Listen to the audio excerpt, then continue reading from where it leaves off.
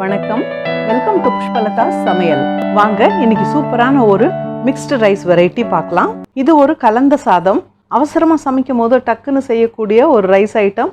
இது லஞ்ச் பாக்ஸில் கூட கொடுத்து அனுப்பலாம், ரொம்ப டேஸ்டியாக இருக்கும். இன்றைக்கி நம்ம பண்ண போகிறது ரெட் கேபேஜ் ரைஸ். சிகப்பு கலரில் ஒரு கோஸ் கிடைக்கும் இல்லைங்களா? பொதுவாக கோஸ் வந்து ஒரு பச்சை கலந்த ஒரு வெள்ளை கலரில் இருக்கும். ஆனால் இந்த ரெட் கேபேஜ் அப்படிங்கிறது பீட்ரூட் கலந்த மாதிரி இருக்கும். பீட்ரூட் கலரில் இருக்கிற முட்டைக்கோஸ், இதில் வந்து பீட்ரூட்டில் இருக்கிற சத்துக்களும் சேர்ந்துருக்கு.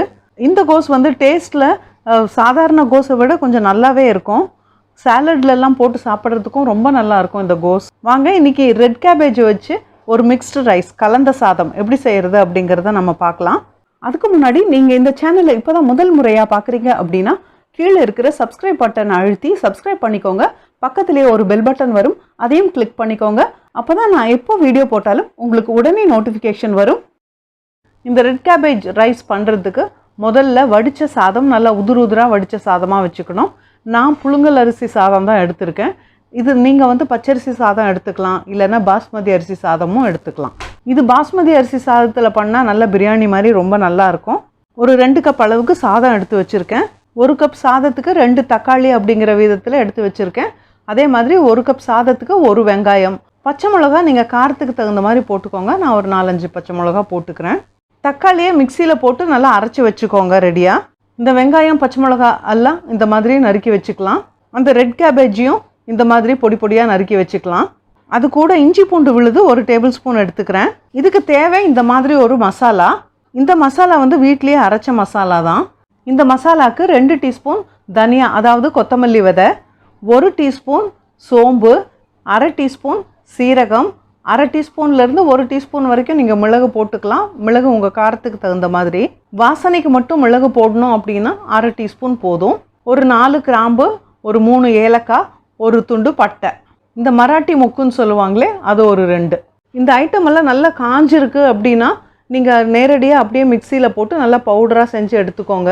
இல்லைன்னா வெறும் வானிலையில் லேசாக வறுத்துட்டு பொடி பண்ணி வச்சுக்கலாம். இது வந்து நீங்கள் மசாலா ரைஸ் இல்லை கிரேவி அந்த மாதிரி எது வைக்கிறதானாலும் நீங்கள் இந்த பவுடரை யூஸ் பண்ணிக்கலாம்.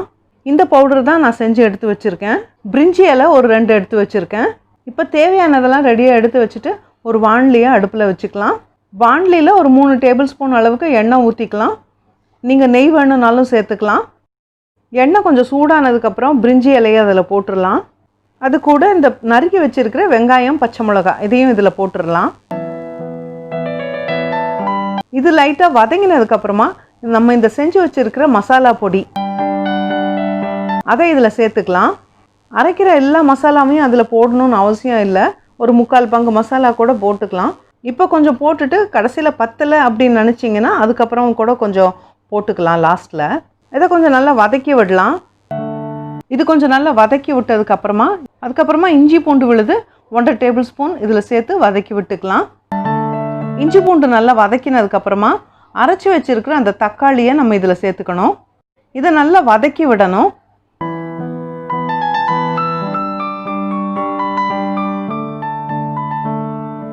தேவையான அளவுக்கு இதில் உப்பு சேர்த்துக்கலாம். கொஞ்சோண்டு மஞ்சத்தூள் போட்டுக்கிறேன். இதில் மஞ்சத்தூள் போடாமையும் செய்யலாம். மஞ்சத்தூள் போட்டால் கொஞ்சம் நல்ல கலர் அழகாக வரும். உங்களுக்கு இதில் காரம் பத்தாது அப்படின்னு நினச்சிங்கன்னா மிளகாத்தூள் கூட கொஞ்சம் சேர்த்துக்கலாம். தக்காளி நல்லா வெந்து நல்ல எண்ணெய் பிரிஞ்சு வரணும். அந்த அளவுக்கு நல்லா வதக்கி விட்டு நல்லா வேகணும்.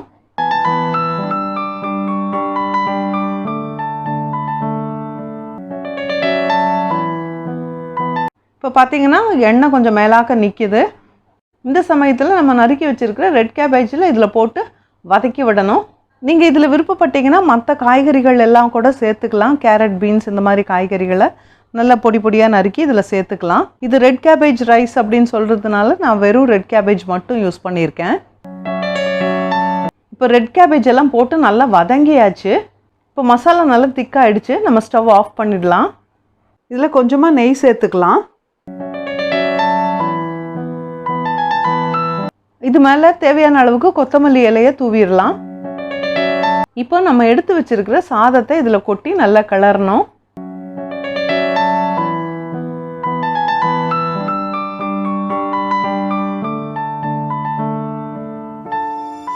ரெட் கேபேஜ் ரைஸ் ரெடிங்க. இதுக்கு கூட ஒரு தயிர் பச்சடி இல்லை ஒரு எக் ஃப்ரை அந்த மாதிரி ஏதாவது வச்சுட்டிங்கன்னா ரொம்ப சூப்பராக இருக்கும். ரொம்ப சூப்பரான டேஸ்ட்டில் இருக்கும். செஞ்சு பாருங்கள். இந்த வீடியோ பிடிச்சிருந்ததுன்னா லைக் பண்ணுங்கள், ஷேர் பண்ணுங்கள். நம்ம சேனல் புஷ்பலதா சமையலை சப்ஸ்கிரைப் பண்ணிட்டீங்களான்னு செக் பண்ணிக்கோங்க. சப்ஸ்கிரைப் பண்ணிவிட்டு பக்கத்தில் வர பெல் பட்டனை அழுத்த மறந்துடாதீங்க. நன்றி, வணக்கம்.